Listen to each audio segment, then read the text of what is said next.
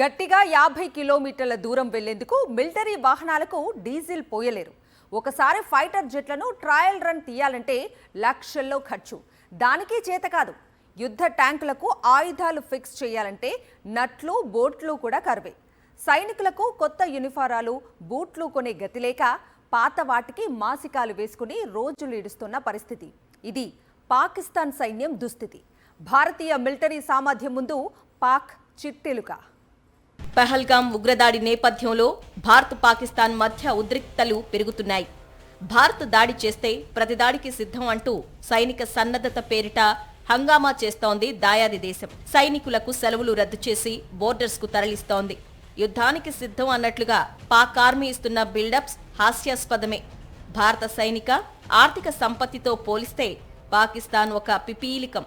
ఉగ్రవాదాన్ని నమ్ముకొని సొంత జనం ముందే తేలికైపోయిన పాక్ పాలకులు దేశంలో పోతున్న పరువును కాపాడుకునేందుకు ఓవర్ యాక్షన్ చేయటం మినహా అక్కడ ఏం లేదు, అంతా డొల్లే.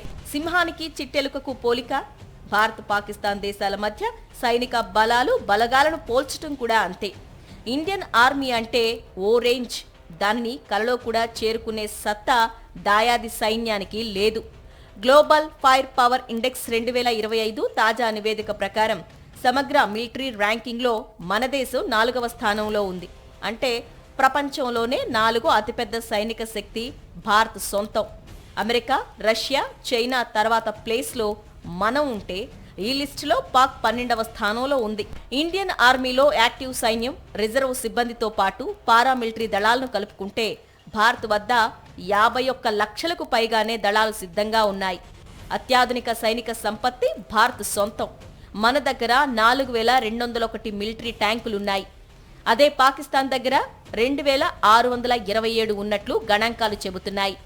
భారత్ వద్ద 148,594 ఆర్మర్డ్ వెహికల్స్ ఉంటే పాకిస్తాన్ వద్ద 17,516 మాత్రమే ఉన్నాయి. అవి కూడా సరైన నిర్వహణ లేక గడ్డు పరిస్థితుల్లోనే ఉన్నాయి. మన పదాతి దళం ఒక ఎత్తైతే ఇండియన్ ఎయిర్ ఫోర్స్, నేవీ మరో ఎత్తు. భారతీయ వాయుసేన వద్ద 2229 అత్యాధునిక విమానాలున్నాయి. 513 యుద్ధ విమానాలు, 80 అటాక్ హెలికాప్టర్లు, 899 హెలికాప్టర్లతో మన ఎయిర్ ఫోర్స్ శత్రువుల గుండెల్లో దడ పుట్టించేందుకు సిద్ధంగా ఉంది. Rafale, Sukhoi, Mirage, Tejas fighter jets, IAF అమ్ముల పొదిలో ఉన్నాయి. పాకిస్తాన్ వద్ద అమెరికా వాడిపడేసిన F-16లు ఉన్నప్పటికీ వాటికి మరమ్మతులు చేయలేక నానా కష్టాలు పడుతోంది. ఇక భారత నౌకాదళంతో పాక్ నేవీకి అసలు పోలికే లేదు.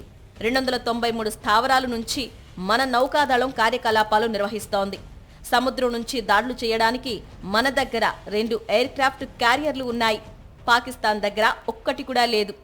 2 న్యూక్లియర్ సబ్మెరైన్స్ సహా 18 జలాంతర్గాములు, 13 డెస్ట్రాయిడ్స్ ను సమకూర్చుకుంది ఇండియన్ నేవీ. పాకిస్తాన్కు 8 సబ్మెరైన్లు ఉండగా డెస్ట్రాయిడ్స్ 0. అసలు రక్షణ రంగానికి భారత్, పాకిస్తాన్ పెట్టే ఖర్చు చూస్తేనే ఎవరి సత్తా ఏంటో అర్థమైపోతుంది. మన డిఫెన్స్ బడ్జెట్ $75 బిలియన్ కాగా పాకిస్తాన్ రక్షణ రంగ బడ్జెట్ $7.64 బిలియన్ మాత్రమే.